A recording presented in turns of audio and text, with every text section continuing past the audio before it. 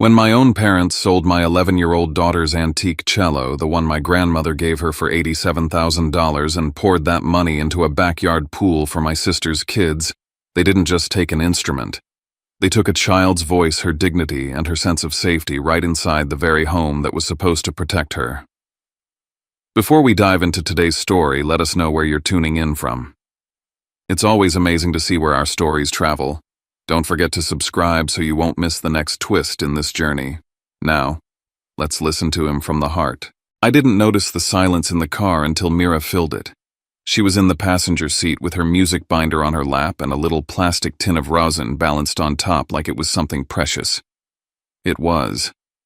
The rosin wasn't worth much, but it was part of her routine, one of those small familiar objects that makes a kid feel steady in a world that changes too fast. The real weight wasn't in her hands, though.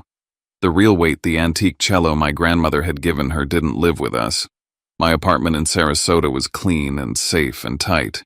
The walls were thin. The neighbors complained if a TV got too loud. A cello that old wasn't something you left near an AC vent and hoped for the best. And Mira, God help me, didn't play like it was a hobby. When she played, her whole body went somewhere else. She disappeared into the sound like it was a door only she could open. That cello had its own room. At my parents' house in Lakewood Ranch, my grandmother Evelyn had kept a music room the way some people keep a chapel. Temperature controlled. A humidifier that hummed softly in the corner. Shelves full of yellowed sheet music. A cabinet with a little lock because she believed in boundaries even when the rest of my family treated that word like an insult. Mira had been looking forward to practicing there all day. Not in a yay chores way. In a this is mine way. She hummed under her breath as I drove, tapping rhythms on her knees, already halfway inside that focused little world she lived in when she had a bow in her hand. "Do you think Great-Grandma Evelyn will be there today?" she asked, pulling her ponytail tighter like a kid who still believed elastic could control the universe. "She's at her place," I said. "Not today. We'll call her later." Mira nodded, but her eyes stayed hopeful anyway. Like maybe Evelyn had changed her mind overnight and come back because she missed the smell of my dad's aftershave and my mom's passive-aggressive sweetness. Mira didn't have the language for my family's dynamics. She just knew Evelyn had been the one adult in that house who looked at her like she mattered. We pulled into the driveway and the first thing I noticed was the mess. Not junk, my mother didn't allow mess. This was controlled chaos. A contractor's kind of chaos. The kind that only shows up when someone spends money they didn't talk about. I had a key. Not because I was trusted, because I was useful. There's a difference. One gets you love, the other gets you access codes and errands. When I opened the front door, the smell hit me so hard it was almost a sound. Fresh paint. Sawdust. That sharp chemical bite that says someone has been sanding ceiling and trying to make old things look new. And somewhere deeper in the house, muffled through walls and closed doors, I heard the whine of power tools. Mira's face lit up. "Are they fixing the music room?" I didn't answer right away because my brain was doing that slow buffering thing it does when reality doesn't match the script. I stepped inside and immediately saw blue painter's tape stretched across the entryway, like a polite warning: don't touch anything, don't question anything, and definitely don't ask how much it cost. A tarp covered the hallway runner. Cardboard boxes lined the wall in neat stacks labeled in my mother's sharp handwriting. It felt like walking into a house that was mid-surgery. Mira tiptoed like she was in a museum. "Mom," I called loud enough to reach whatever part of the house my mother currently ruled from. No answer. Dad, still nothing. Mira drifted toward the back window and I followed her, half to keep an eye on her, and half because my gut was already tightening. "Whoa," she whispered. I looked out and felt my stomach drop. The backyard looked excavated, like the earth had been peeled open and rearranged. A big rectangle had been carved out where the grass used to be. Piles of dirt sat like small mountains. There were forms along the edges, rebar stacks of pavers and bright orange flags marking lines like a battlefield map. It wasn't finished, but it wasn't subtle either. A pool. A full-on, in-ground pool. Because why quietly improve your life when you can broadcast it to the neighborhood with heavy machinery? Mira blinked and her voice went soft with hope. "Is that for us?" There was so much light in that question that I actually hated everyone I was related to in that moment. Not because a pool was evil. Because I'd been around long enough to know that in my family things like this didn't come from generosity. They came from priorities. And Mira wasn't high on the list. "I don't know," I said carefully. "Let's get your cello." We walked down the hall toward the music room. That room had always been Evelyn's territory, even when she lived here. She'd made it into a sanctuary humidifier, humming quietly a faint smell of polish and peppermint tea sheet music, stacked like history, and a simple rule that didn't exist anywhere else in this house: respect what's not yours. Mira loved that room. She said it smelled like clean wood and tea. I said it smelled like someone who still believed in boundaries. I pushed open the door. The humidifier was still running. The stand was still there. The chair was still angled the way Evelyn always liked it, facing the window like music deserved sunlight. But the corner where Mira's cello case always rested, where that instrument lived like it belonged to her, was empty. Not moved, not put away. Empty. Mira didn't scream. She didn't even inhale. She just froze, like her whole body had decided if she stayed still, enough reality might change its mind. Then she walked to the corner slowly, like she was approaching an animal that might bite. She looked down at the spot, looked up at the shelf, looked behind the chair like maybe it had fallen and no one had noticed for several days. Her fingers drifted toward the edge of the stand, expecting to feel something real. Wood. Weight. A familiar curve. And when there was nothing, she pulled her hand back fast, like she'd touched a hot stove. She turned to me and her voice got small, careful, like the question itself might get her in trouble. Did Great-Grandma Evelyn change her mind? My throat tightened so hard I almost couldn't speak. No, I managed. Mira swallowed. Her eyes went glossy, but she didn't let anything fall. She nodded once too hard, like she was forcing the moment to behave. Then, "Where is it?" she asked. She didn't sound angry. That would have been easier. Anger is clean. Anger belongs to someone who believes they're allowed to be upset. Mira sounded like someone trying not to take up space. I didn't answer because I didn't know. Not for sure. But I could already feel where this was heading, and I hated that my kid was standing in the middle of it. "I'll be right back," I told her, keeping my voice steady on purpose. "Stay here, okay?" Mira nodded without looking at me. Her gaze stayed fixed on the empty corner, like she was waiting for someone to put her future back where it belonged. I left her in that room because I needed her not to see my face when I found out who had done this. I marched toward the kitchen, every step heavy with a question I didn't want answered. Who took my daughter's cello? My mom was in the kitchen, of course. She was always in the kitchen when she wanted to look like she was holding the family together with her bare hands. A mug in one hand, her phone in the other, hair pulled back in that "I've been busy" way that in my family usually meant busy ignoring something. My dad sat at the table scrolling through something on his tablet, calm as a man who believed the world would always make room for him. And my sister Delaney was perched on a stool with a drink that looked like it cost $12 and tasted like lawn clippings. She didn't look up when I walked in. She barely ever did. "Where's Mira's cello?" I asked. My mom blinked slowly, like she was confused why I'd bring up something inconvenient during her morning coffee. "Good morning to you too, Talon," she said. I stared at her. "Where is it?" My dad sighed long and practiced. "What's the problem now?" I felt my heart do that annoying thing where it tries to climb out of my chest and find a quieter family. "Mira's cello," I repeated. "The one in Evelyn's music room." "Where is it?" Delaney snorted without looking up. "Oh my God." My mom took a sip of her coffee like she was buying time. "Your father handled it." Handled it. That word is a red flag printed in cursive. Handled it, how I said. My dad finally looked up. His expression wasn't guilty, it wasn't even defensive. It was bored. "We sold it," he said. For a second the room went strangely quiet, like even the house wanted to hear what happened next. I blinked. "You sold it?" "Yes," he said like he was explaining property taxes. "It was valuable. It was just sitting there." "It wasn't just sitting there," I said, my voice sharpening. "It was Mira's." Delaney finally looked up, eyes bright with annoyance. "She's 11. My mom set her mug down with a soft clink. Talon, don't start. Don't start, I repeated because I couldn't believe I was hearing these words in this order. You sold my daughter's cello. My dad leaned back in his chair. It was a family asset. No, I said. It was set aside for Mira. Evelyn was clear. Delaney actually laughed. And my kids are what chopped liver her kids. Jude and Poppy. They weren't even in the room, and somehow they were still the main characters. My mom waved a hand toward the backyard like she was presenting a charitable project. We're doing something nice for the children. The children, I echoed, and my voice got colder. You mean Delaney's kids?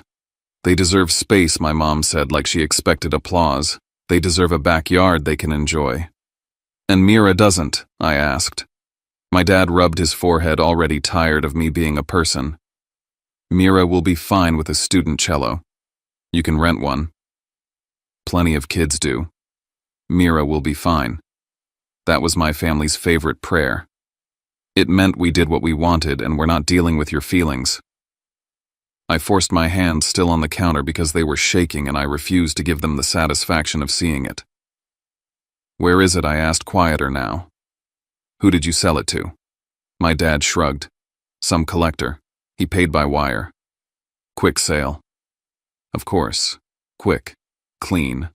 Convenient. Like Mira's life was just clutter they'd cleared out. I stared at him. How much? My dad didn't hesitate. 87,000. The number landed like a punch. Not because I hadn't known it was valuable, Evelyn had warned me, but because hearing it out loud made the backyard make sense in a way that made me sick. $87,000 didn't disappear. It turned into rebar and stone and shimmering water. Delaney's mouth curved in a smug little smile. So, yeah, we finally did something nice around here. Something nice. I looked at my mom. Evelyn gave that to Mira. My mom's eyes sharpened. And before you get any ideas, you are not telling her. I stared at her, certain I'd misheard. Excuse me. She doesn't need stress, my mom said, voice clipped. She's settling in at her facility. Professionals are taking care of her. Let her have peace. You mean let you have peace, I thought. My dad's expression hardened. Don't make this about you. I let out a laugh that wasn't a laugh, sharp and humorless. It's about my kid. Delaney leaned forward, her voice going sweet in that fake way that makes you want to check your wallet. Talon, honestly, you always act like Mira is some tragic orphan. She's fine. She has you. The way she said you made it sound like a punishment. I pictured Mira in that music room, standing in an empty corner like she was waiting for someone to tell her she mattered. I turned away before my face did something I couldn't take back. I walked back down the hall, my steps louder now, not caring who heard. When I pushed open the music room door again, Mira was still there, still in the same spot. Like she hadn't moved because movement meant acceptance. I knelt in front of her and took her hands. Her fingers were cold. We're going home, I said. Mira nodded without arguing. That was the worst part. She didn't even fight. She didn't say, but why? She didn't cry. She just folded like she'd been trained for this, trained to shrink, trained to adapt, trained to make it easy. As we walked toward the front door, my mom called after me from the kitchen. Talon, do not call Evelyn. Do you hear me? I didn't answer because I did hear her. I just didn't care anymore. Outside, the Florida air felt thick like I was breathing through a damp towel. Mira climbed into the car and buckled herself in carefully, like being careful could keep bad things from happening. I started the engine and pulled out of the driveway, my eyes catching the backyard one last time, the torn-up earth, the promise of a pool, the loud, expensive proof of what my family thought mattered. In the passenger seat, Mira stared at her hands. After a long minute, she said quietly, Maybe Great-Grandma didn't mean for it to be mine yet. Something inside me went very still, because that's what my family had done.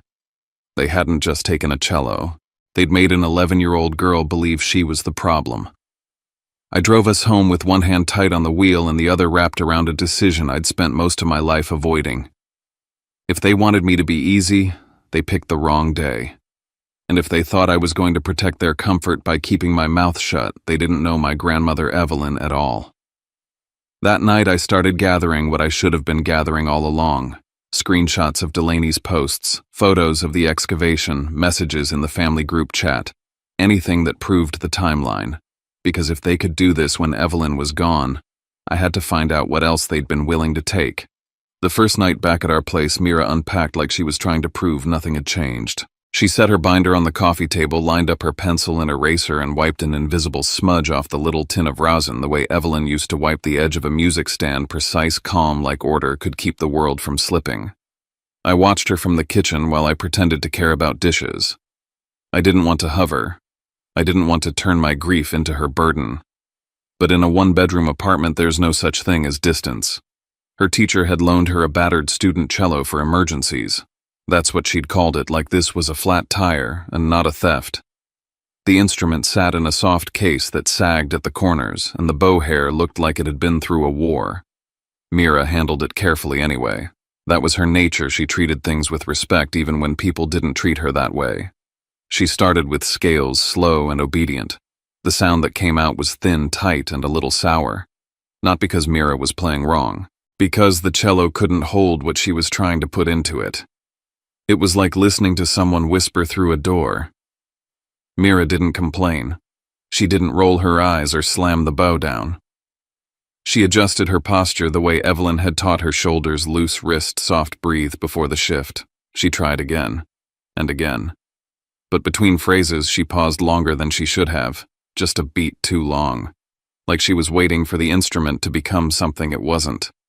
I leaned against the doorway, forcing my face into something neutral. "Sounds good," I said, because fathers lie when they don't know how to make pain smaller. Mira nodded like she believed me. Then she played the passage that used to bloom on Evelyn's cello, warm, rich, almost human. On this one it came out like cardboard. She blinked hard and kept going. When she finished, she rested the bow in her lap and stared at her left hand like she didn't recognize it. "I can still practice," she said quietly, not asking for reassurance so much as granting me permission to not fall apart. "It's just harder." "I know," I said.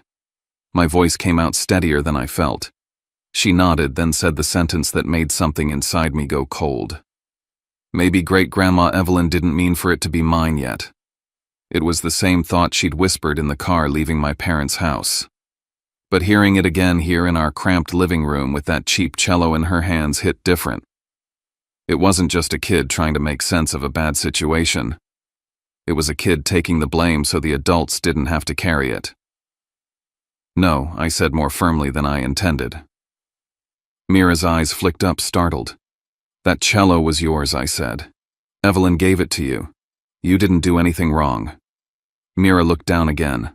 I know she whispered, but it didn't sound like she knew. It sounded like she was trying to learn it. After she went to bed, I sat at my little kitchen table and opened my phone. The screen lit up my hands, and I realized they were still shaking. My mother's voice echoed in my head. "Do not call Evelyn. She doesn't need stress. Let her have peace." It hadn't been peace they wanted for her. It had been silence. So I did what I should have done earlier in my life. I stopped trying to keep everyone comfortable and started collecting proof. Delaney's Instagram was a running documentary of the backyard. Week 1, a giant hole with a caption like "Big Things Coming." Week 2, rebar and concrete forms worth every penny. Week 3, pallets of pavers for the kids. Week 4, a pergola frame going up like a stage set. Week 5, pool equipment lined up like trophies. Week 6, shimmering water under Florida sun, and Delaney posing with a drink like she'd personally invented summer. Every post made my stomach turn. Not because I hated happiness, because I recognized arrogance, because I recognized the way my family could steal something and then smile as if they'd earned it. I took screenshots of everything: the hole, the rebar, the invoices Delaney accidentally caught in the background of a story, the group chat messages about contractors coming early, the cheerful captions that might as well have read, "Look what we got away with." Then I scrolled back further, looking for any mention of Evelyn's move. There it was. Marjorie posting a photo of Evelyn's new place with a caption about keeping Mom safe and less stress for everyone. Everyone. like Evelyn's life was a nuisance my mother had finally solved. I wasn't doing this because I wanted to play detective. I was doing it because the truth in my family only mattered if you could hold it up in your hand like a receipt. The next day I called Mira's teacher. Her name was Mrs. Hart, and she had the kind of patience that can only come from spending decades with kids who cry in practice rooms. "I hate to ask," I said, keeping my voice low because Mira was in the next room. "But that loner, it's not working." There was a pause. "I can hear that," she said gently. "Mira's musicality is beyond that instrument." I swallowed. "Is there anything better, a rental? Something affordable?" She didn't sugarcoat it. Quality rentals aren't cheap, but I might know someone. "Let me make a few calls." A few hours later, she texted me an address in Sarasota, an old music shop near downtown that smelled like wood and history and money. I took my lunch break and drove over. Inside, violins hung in glass cases like jewelry. A woman behind the counter asked what I needed, and when I said cello rental, her eyebrows lifted a fraction like she was mentally calculating whether I belonged in the building. I didn't blame her. I didn't feel like I belonged either. She brought out 3 options. The first sounded like Mira's loner, thin and stubborn. The second had more body but felt stiff under the bow.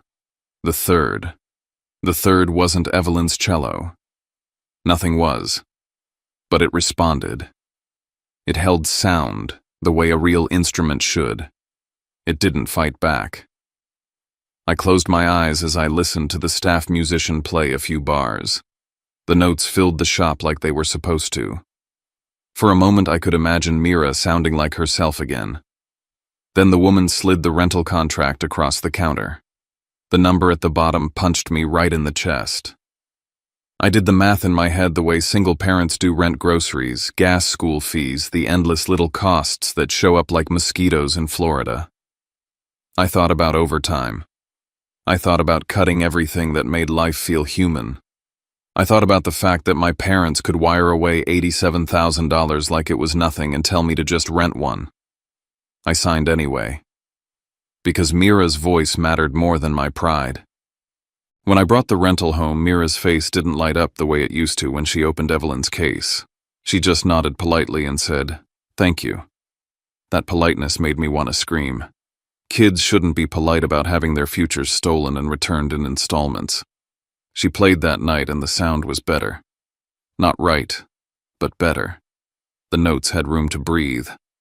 Mira's shoulders lowered by a fraction like her body was finally letting itself exist again. Still, she didn't smile. She just played serious and quiet like joy was something she didn't trust anymore. 2 days later, I drove to see Evelyn. Her new place wasn't the gloomy nursing home my mother implied whenever she wanted sympathy. It was bright and clean and controlled lemon cleaner and expensive hand soap, a lobby that looked like a hotel. The staff greeted Evelyn by name with respect, not pity. Evelyn was in the lounge with a book open on her lap and her glasses perched at the end of her nose like she was judging the author personally. She looked up the moment I walked in. "Sit," she said. "Your face is doing that thing." I sat across from her and for a second I didn't speak. I felt like if I started, I wouldn't stop. Evelyn waited. She didn't rush me. She didn't soften it with small talk. She was the only person in my family who understood that silence can be a kind of courtesy. "They did it," I finally said. Evelyn's expression didn't change. "Tell me." So I told her. The empty corner in the music room. Glenn saying, "We sold it," like he was discussing lawn fertilizer. Marjorie's order not to tell her. Delaney laughing. The words, "family asset." Evelyn listened without interrupting the way people do when they're collecting evidence. When I finished, she closed her book slowly and rested her hands on top of it. "And Mira?" she asked. "She went quiet," I said. "She asked if you changed your mind." Evelyn's mouth tightened, not with sadness, with something sharper. Clarity. "She thought it was her fault," Evelyn said softly. I nodded. Evelyn drew one breath through her nose. Then she asked, "When did you last see the file? What file?" "The documentation," she said like she couldn't believe I'd forgotten. "Appraisal. Photographs. Identifiers." You showed me, I said. Months ago. Good, she said, and I didn't know why that word carried relief until she leaned forward. Do you have pictures of the yard, she asked.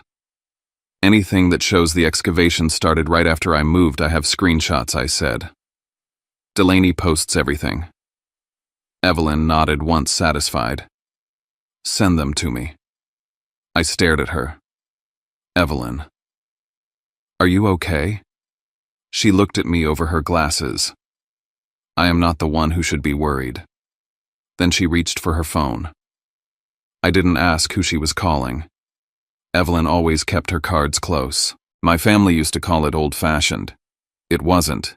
It was strategic. She made the call in a low voice, turned her body slightly away, then hung up. I will handle it, she said. I blinked. How Evelyn's lips curved into a small, knowing smile. Not with yelling. She reached across the table and squeezed my hand. Her grip was warm, firm. Mira will have her cello, she said. My throat tightened. How do you know that Evelyn's eyes sharpened? Because it was never theirs to sell. I felt my body go still. What does that mean? Evelyn studied my face like she was deciding how much truth I could carry. Then she said, Not today. I'll explain when it matters. She stood up smooth and steady. Go home, she said. Be with your child. Let her practice. Let her feel normal where she can. And my parents? I asked. The word came out bitter. Evelyn's smile didn't reach her eyes. Let them enjoy their pool. I drove home with the strange sensation of having stepped into a room where the air pressure changed. And then on the surface, nothing happened. No screaming calls, no public fallout, no apology. Just the steady drip of Delaney's posts as the backyard transformed from a hole into a showpiece. Mira went to school. She practiced. She got quieter in ways that didn't show up on report cards. I kept collecting screenshots. I kept my mouth shut. Not because I was afraid. Because Evelyn had told me something was moving, and for the first time in my life I trusted someone else to steer. 6 weeks passed. Then the invitation hit the family group chat like a flyer slapped onto a pole. BBQ Saturday, 2 p.m. pool reveal. Bring a side if you're coming. No, we miss you. No, how's Mira? No mention of the empty corner in the music room. Just logistics, because in my family feelings were optional, but potato salad was mandatory. Mira glanced over my shoulder as I stared at the screen. Are we going? She asked. Her voice was flat, but I saw the little flicker of hope hiding under it. Not hope for the pool, hope for belonging. Hope that maybe if she acted normal enough, the world would return what it took. I opened my mouth and realized I didn't have an answer yet. The next morning, my phone rang. Evelyn. We're going, she said. My chest tightened. Evelyn. What are you doing? I'm doing what I should have done earlier, she replied. I started to ask more, but she cut me off with the calm authority she'd earned over a lifetime. Talon, she said, I don't want Mira watching you swallow this.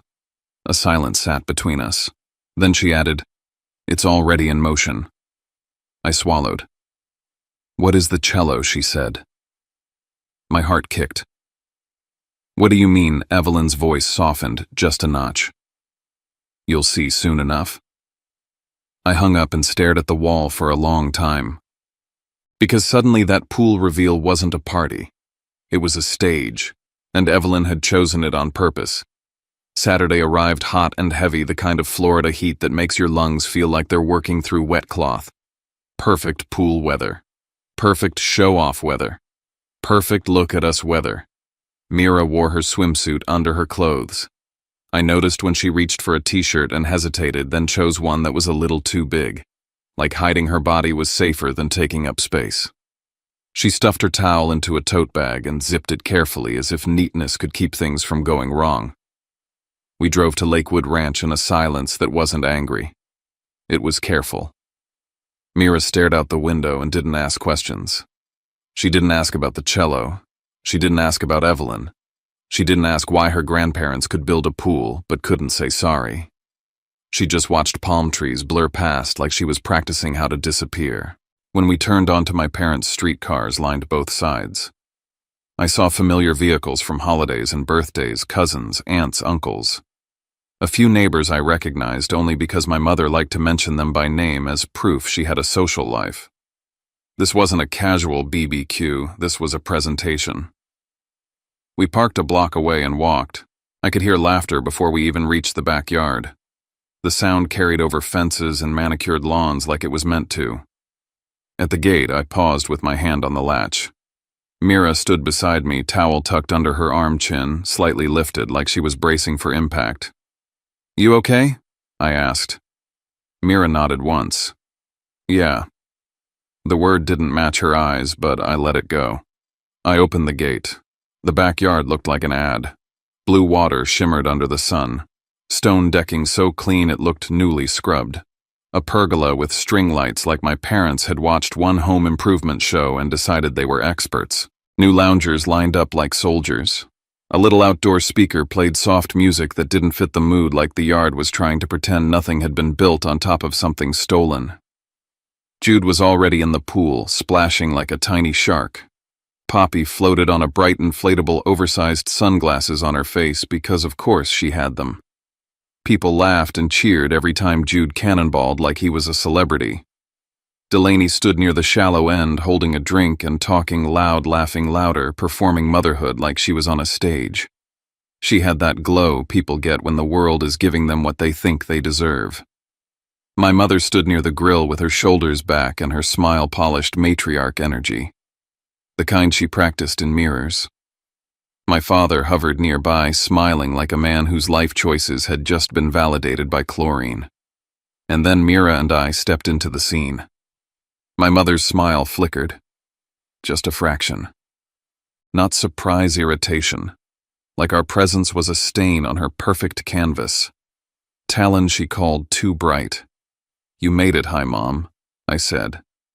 Delaney's eyes slid over Mira quick and dismissive like she was scanning an item she didn't plan to buy. "Hey," she said. Mira nodded politely, barely moving her lips. "Hi." That was my daughter right there.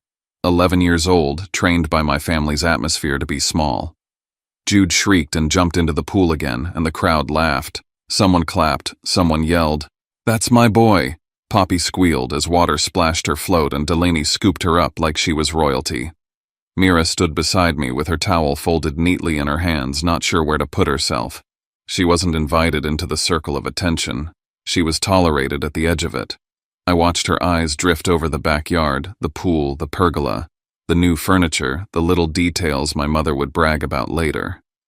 And then I watched her eyes stop, on the water, on the way the sun hit it. On the way people looked at it with pride, like she was doing the math without meaning to. This water cost her something. I put my hand on her shoulder. She leaned into it without looking at me. That movement, that tiny lean, broke my heart more than tears would have, because it meant she still wanted comfort. She still trusted me. Even while she was learning, she couldn't trust the rest of them. My dad clapped his hands like a host. "All right, everybody. Food's almost ready." People cheered. A few moved toward the table where my mother had arranged sides like a magazine spread. My mother laughed the soundlight and practiced. "And before we eat, we just want to say, this has been a long time coming. We're so happy to finally have a backyard the kids can really enjoy." Applause. Real applause. Delaney raised her glass. "To family," she said. More applause. My stomach twisted. Mira's fingers tightened around her towel.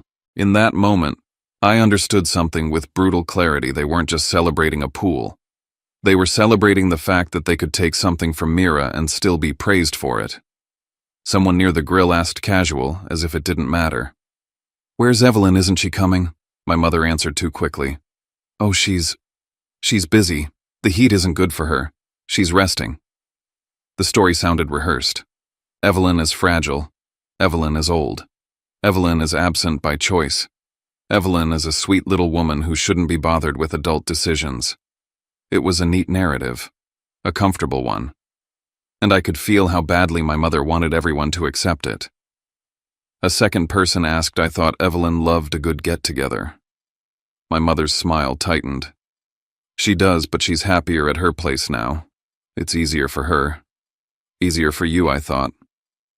My father stepped in tone casual. She's being taken care of. That's what matters. Taken care of. Like Evelyn hadn't taken care of all of us in one way or another at some point. Like she wasn't the reason my parents had anything worth showing off in the first place.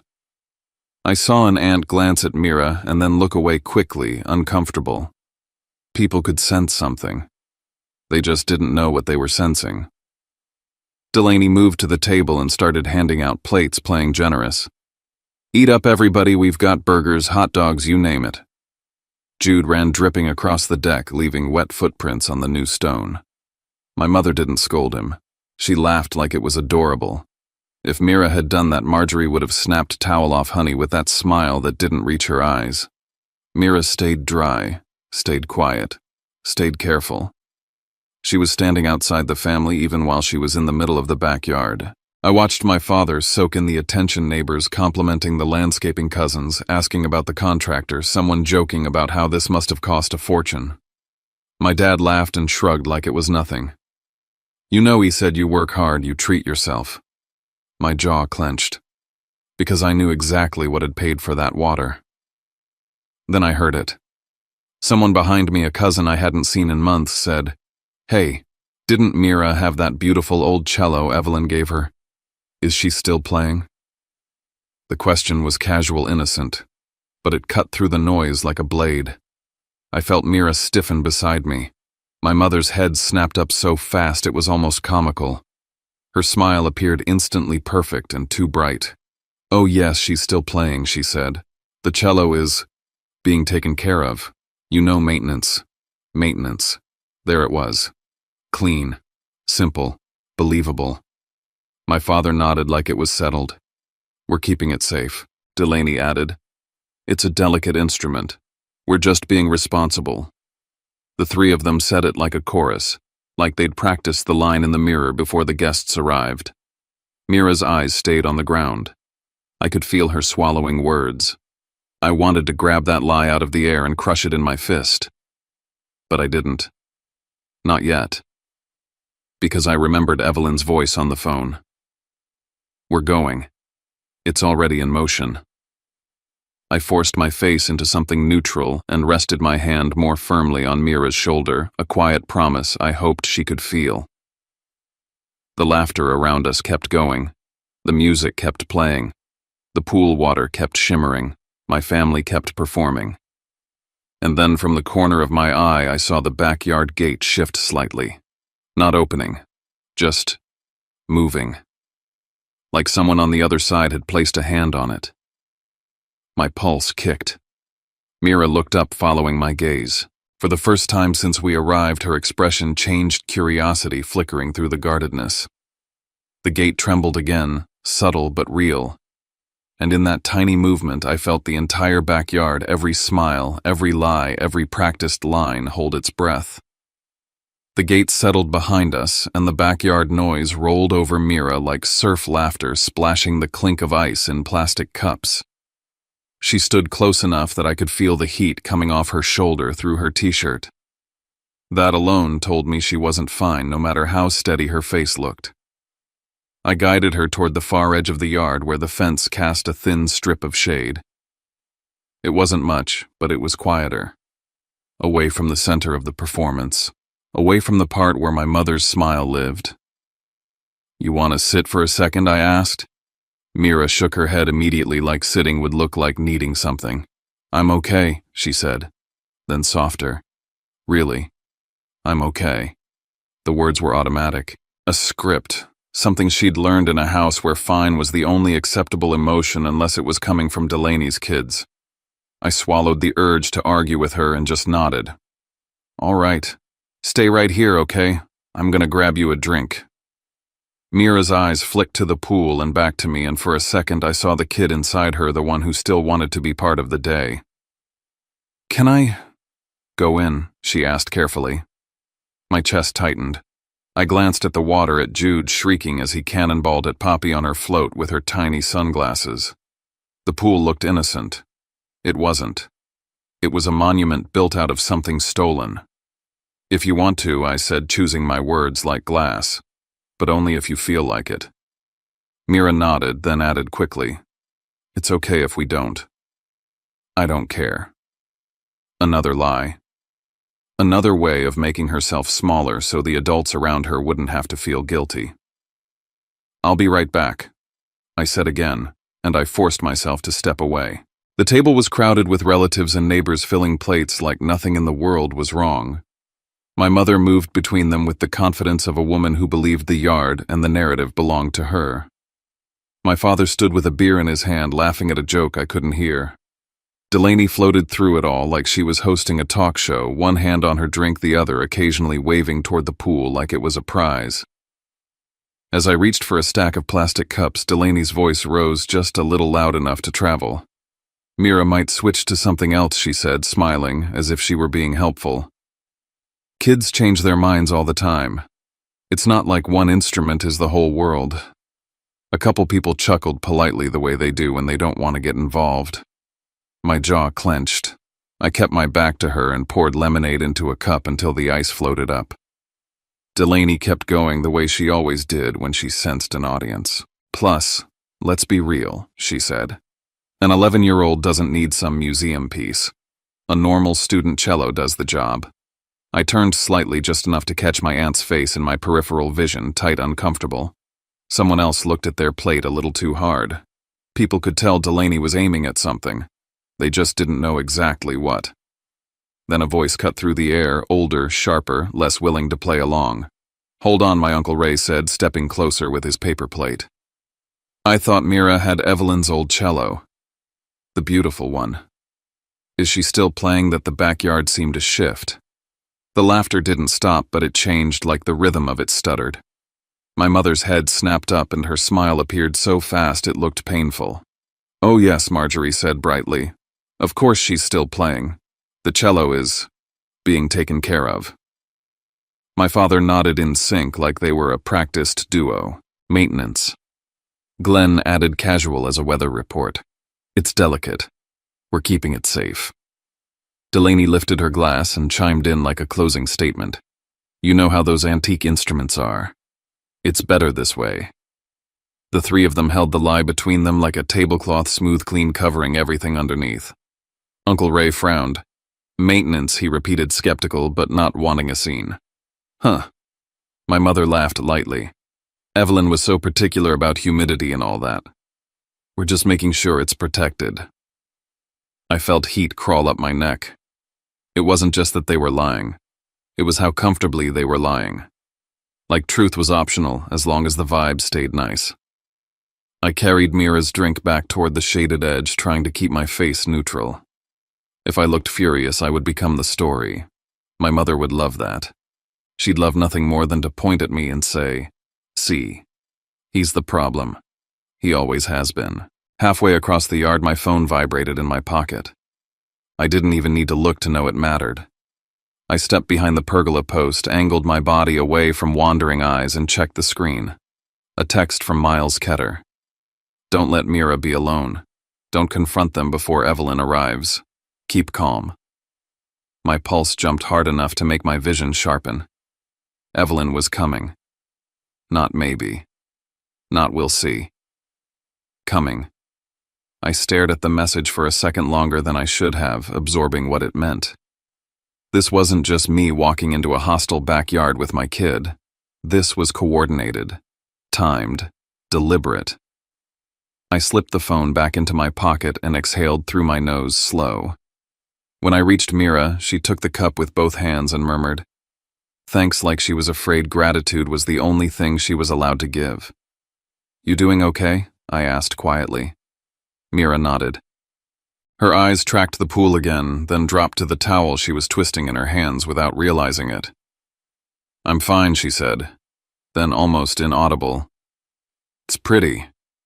I looked at the water. "Yeah," I said. "It's pretty." I didn't tell her what I was thinking, that pretty things could still be wrong. That sometimes the prettiest part was the cover. A few minutes passed.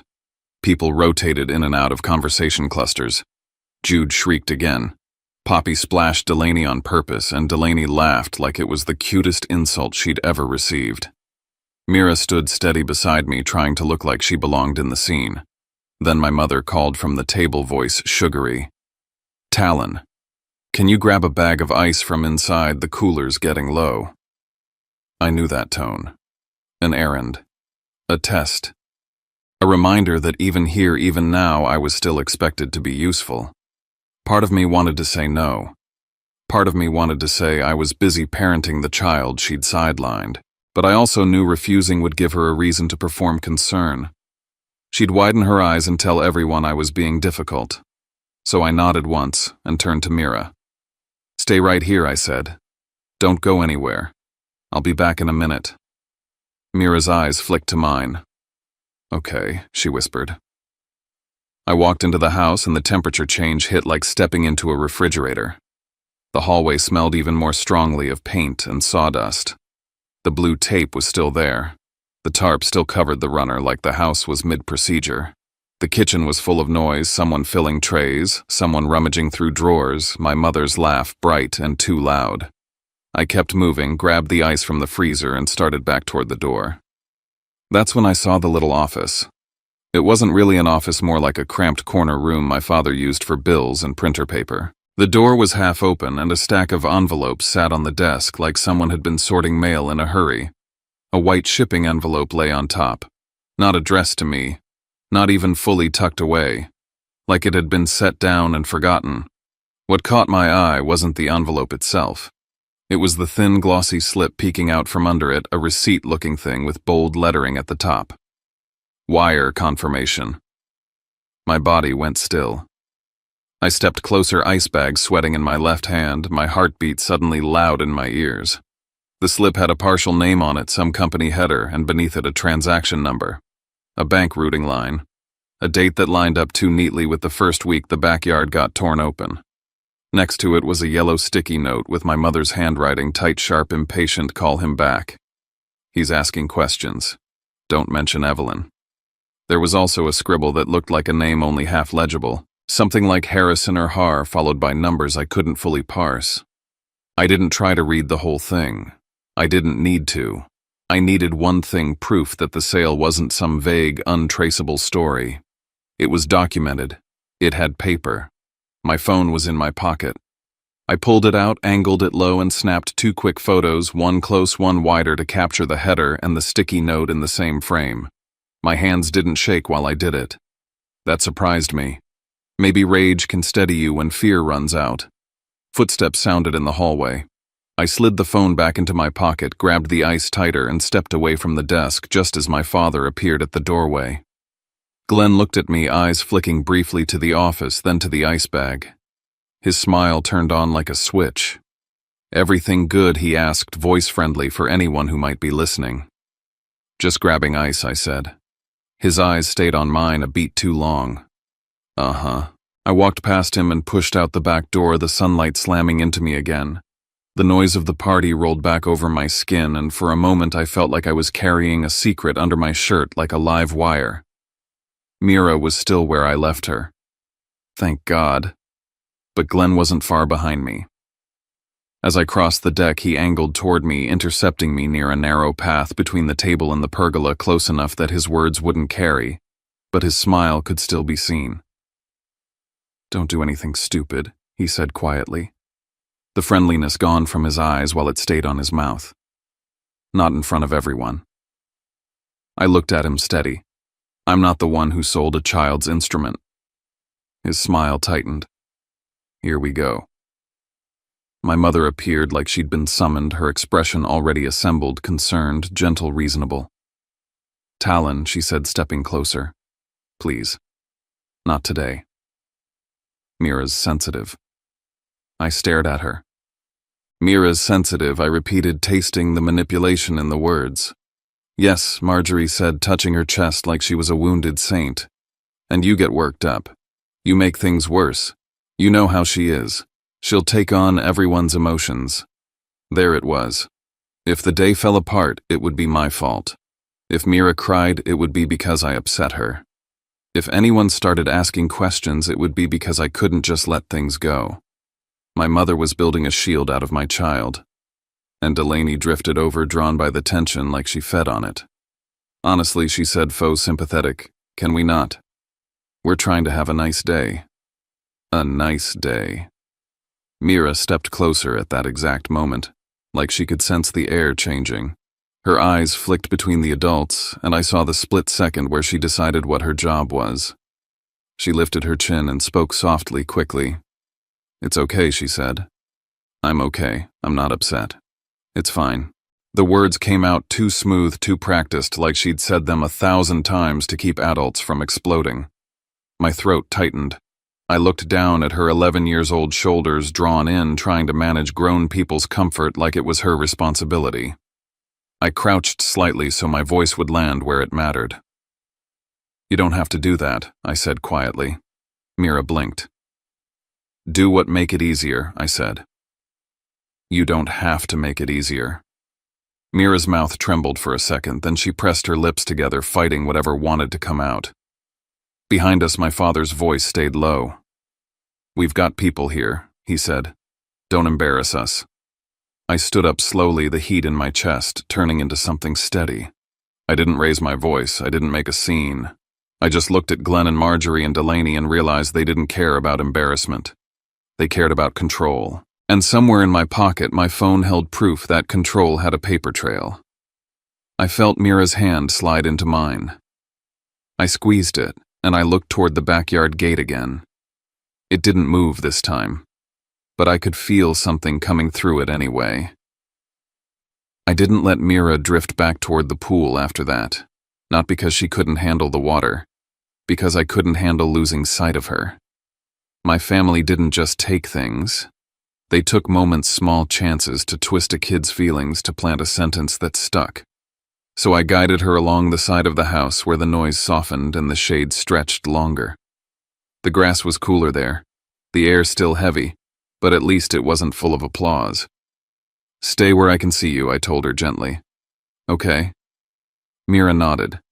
She didn't ask why. She didn't argue. That obedience earned by years of being treated like an inconvenience made my stomach knot. We stood near a row of hedges half hidden from the yard. The muffled sounds of the party drifted over music, laughter, the occasional splash. My phone buzzed again. I glanced down. Unknown number. For a second, I considered letting it go to voicemail. Everything in me wanted to keep this day contained, to keep Mira in a bubble where adults couldn't hurt her anymore.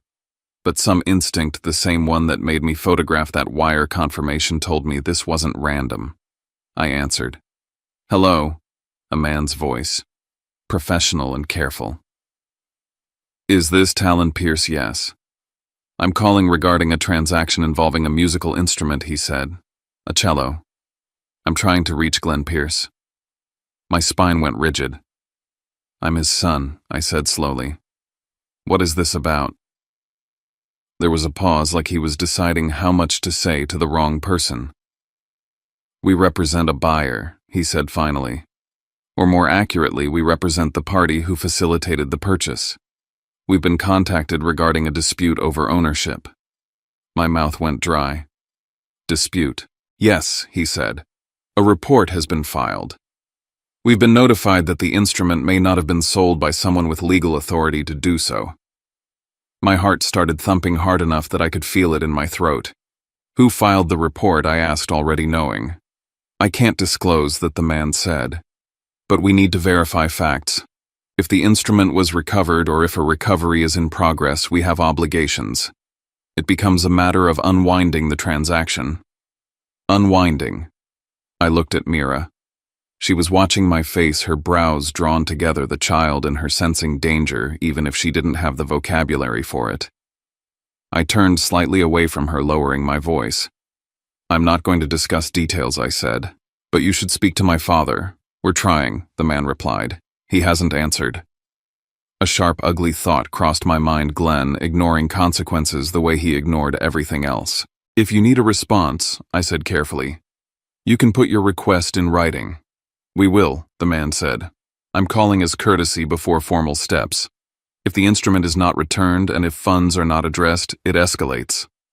Okay, I said, forcing calm into my voice. "Talk to him." "I intend to," the man replied. "Thank you." The call ended. For a second, I just stood there, the phone still against my ear, listening to nothing. Then I lowered it and stared at the screen like it might explain how my family had managed to drag strangers into their mess so fast. Evelyn's plan had reached outside the backyard. That meant two things. One, the truth was no longer trapped in my parents' house where they could control it. And two, Glenn and Marjorie were about to panic. I slipped my phone into my pocket and looked at Mira. "What is it?" she asked quietly. I took a breath. "Nothing you need to worry about right now," I said, hating myself for the softness of it. "Just stay close." Mira nodded, eyes dropping to the grass. "Okay." We walked back toward the party, and I felt the air change before I even saw them. My father stood near the grill, but his posture was different, less relaxed, more rigid. He kept glancing at his phone like it had grown teeth. My mother's laugh sounded a fraction too high. Delaney had pulled Marjorie into the pergola corner, their heads close together, voices tight and quick. When Marjorie looked up and saw me, her eyes flashed with something that wasn't hospitality. Fear, anger, both. She recovered fast, she always did. Her smile switched on as someone walked past. But when she looked back at me, the smile vanished again. The party kept going because parties are stubborn. People refill plates. Kids splash. Neighbors compliment the pavers. But the performance had a tremor running through it now, like a stage with loose bolts. A hand touched my elbow. I turned and saw my cousin Jenna, someone who wasn't close enough to be trusted with family secrets, but close enough to notice when the vibe shifted. "Talon," she said, voice low. "What's going on?" I held her gaze for a moment and weighed my options. If I lied, I would be helping my parents keep control. If I told the whole truth, I'd ignite the yard before Evelyn got through the gate. So I chose a single sentence. A fact, nothing dramatic, just reality. "The cello was sold," I said. Jenna's eyes widened. "Sold." I nodded once. Her mouth opened, then closed. She looked past me toward the pool, toward Glenn's forced smile, toward Marjorie's bright laughter that didn't match her eyes. Jenna swallowed. Talon, that's insane." "It is," I said. She looked like she wanted to ask 1,000 questions, but instead she just whispered, "Mira." Mira stood close at my side, staring at the deck boards, listening without looking like she was listening. Jenna's face softened in a way my mother's never did. Jenna nodded once like she'd made a decision, then drifted away, quiet, thoughtful, no longer part of the cheering crowd. And just like that, a crack opened in the wall my parents had built around their image. Glenn saw it.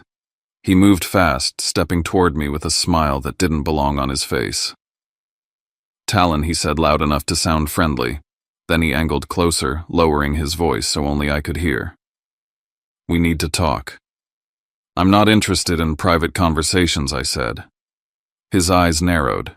"You're going to leave," he said, calm and ugly. "Right now." I didn't move. Glenn's smile stayed in place for the crowd, but his words sharpened. "You're ruining this." "You did that," I said quietly. His jaw ticked. "You want to make yourself the hero, fine, but don't drag everyone into it. Don't drag the kids into it." My stomach flipped at the hypocrisy. Mira's fingers tightened around my hand. Glenn glanced down at her and then back up at me, using her as leverage. "Take her home," he said, "before she gets upset." I felt Mira press closer to my side like she wanted to disappear into my ribcage. She kept her face blank like blankness was safety. I leaned slightly toward Glenn, keeping my voice low. "I'm not leaving," I said. "Not until Mira is done pretending she belongs here, only if she stays quiet." Glenn's nostrils flared. "You think you can come in here and threaten us?" "I'm not threatening you," I said. "I'm stopping you." His expression shifted, annoyance turning into something harder. "If you do this," he said, "you're done. You'll be cut off. You'll get nothing. Do you hear me?" There it was. The old weapon. The family's imagined power. The idea that I would fold for access, for approval, for the illusion of being included. I looked at Mira.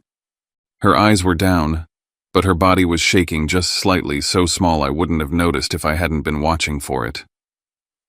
My voice softened when I answered because the answer was for her as much as it was for him.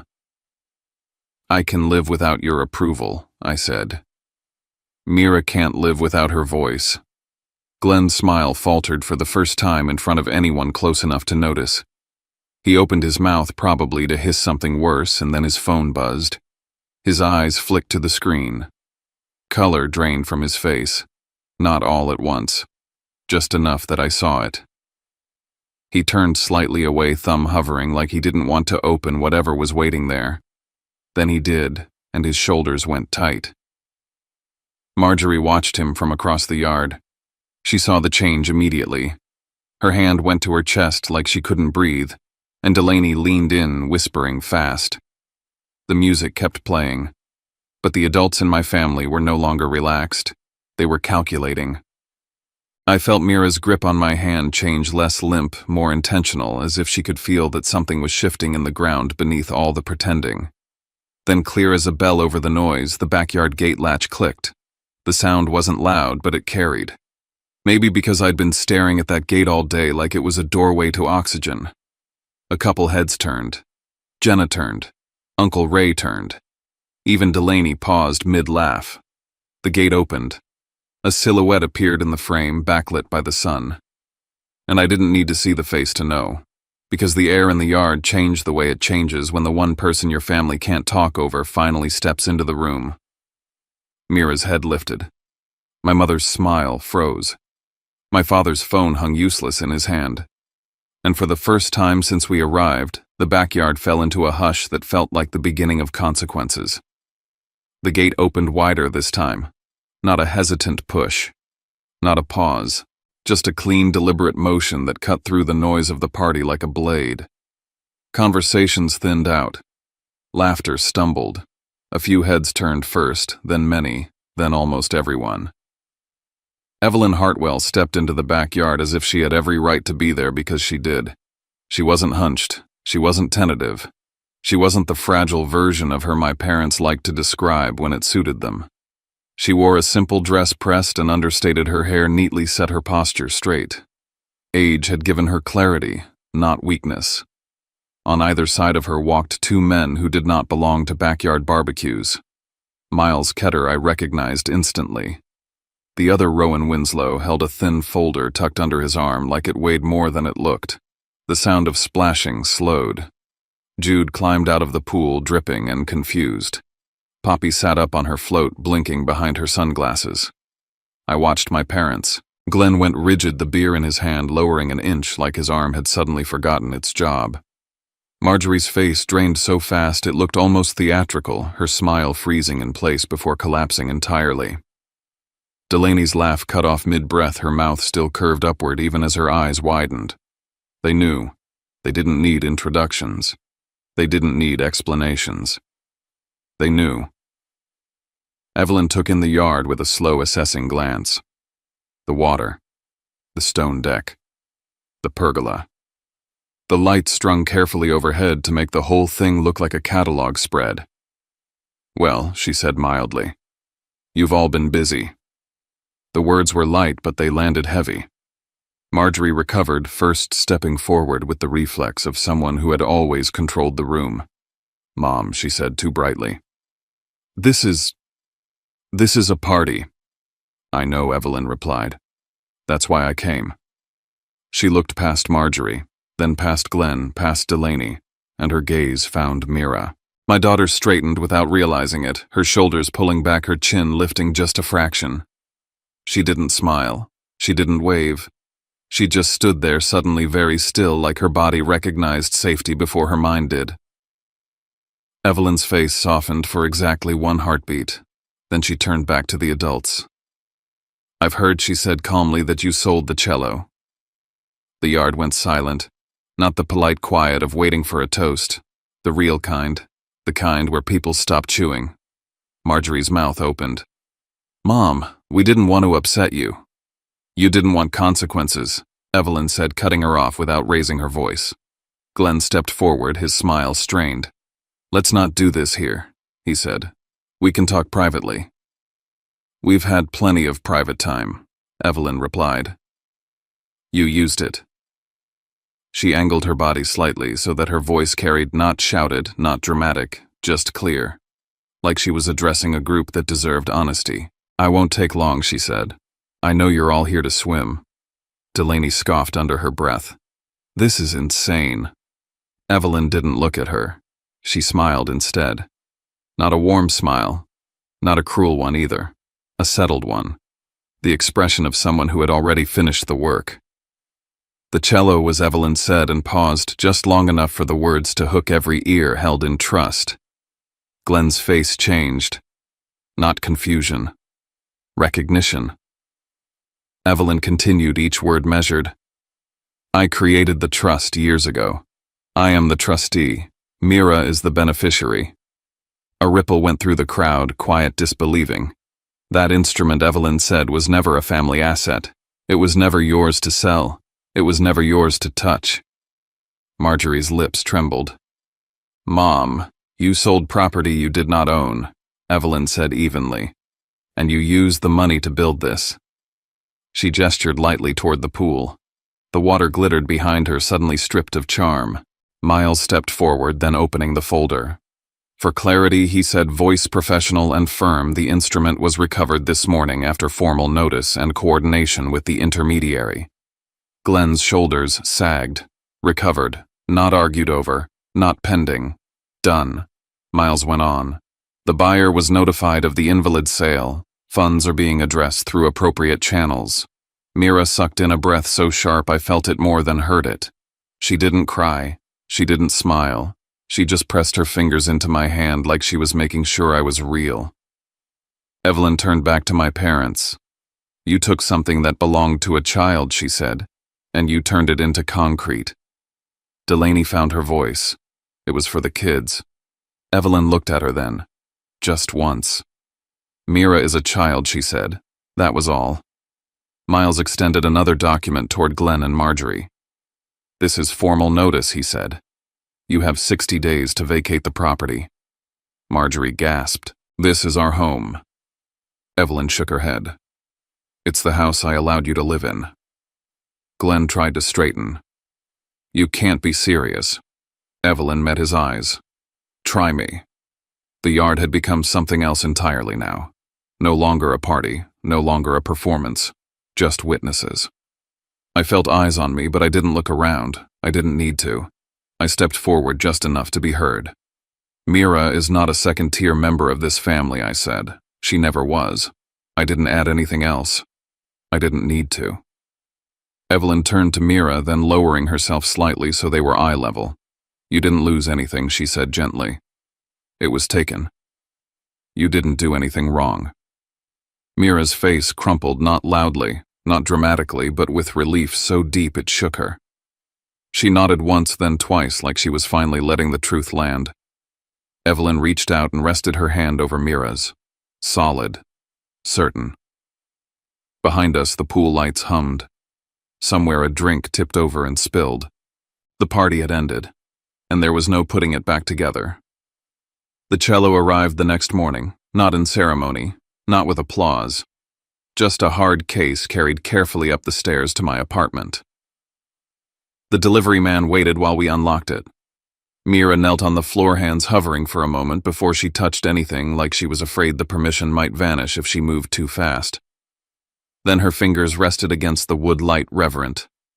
She didn't say a word. She leaned forward and wrapped her arms around the case, pressing her cheek against it like she was confirming it was real. Evelyn stood behind her, allowing herself exactly one deep breath before composure returned. Miles updated us later that day. The intermediary had been forced to unwind the transaction. The buyer wanted his money back. Glenn and Marjorie were now facing a repayment demand that concrete and chlorine couldn't solve. The phone calls started almost immediately. Voicemails, emails, messages routed through Miles. Panic has a sound. It's thinner than anger, louder than guilt. Delaney distanced herself fast. The language shifted from, we decided to, I told them this was a bad idea. History rewritten in real time. Within the 60 days, Marjorie cried. Glenn argued. Both blamed me for doing this in front of everyone. I didn't respond. Everything went through the lawyer. The day they moved out was quiet. No shouting. No grand speeches. Just boxes and silence and a house finally breathing again. Evelyn placed the property into trust shortly after. Clean, protected, locked against future manipulation. Mira and I moved back. The first night there were no power tools, no forced laughter. Just the sound of Mira practicing in the living room, real sound, full and warm. A few months later, she auditioned for the youth orchestra.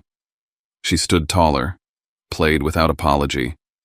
And when she finished, she didn't look at me to see if she was allowed to be proud. She already knew. That was the real return. Not the cello, the voice. Sometimes the hardest part isn't losing something valuable. It's watching a child learn to make themselves smaller just to keep the peace. And maybe that's what this story leaves us with, not a victory lap, not a score to settle, but a quiet reminder that family isn't proven by blood or speeches at a backyard party. It's proven in the moments where someone chooses to protect the tender parts of another person without asking them to earn it. If there's anything we can carry out of Talon and Mira's story, it's this: we don't always get to control what people take from us, but we do get to choose what we teach the ones we love about their worth. Sometimes love looks like boundaries. Sometimes it looks like truth spoken calmly, in a room full of noise. If you'd like, tell me in the comments, have you ever had to draw a line with someone you thought would never cross it?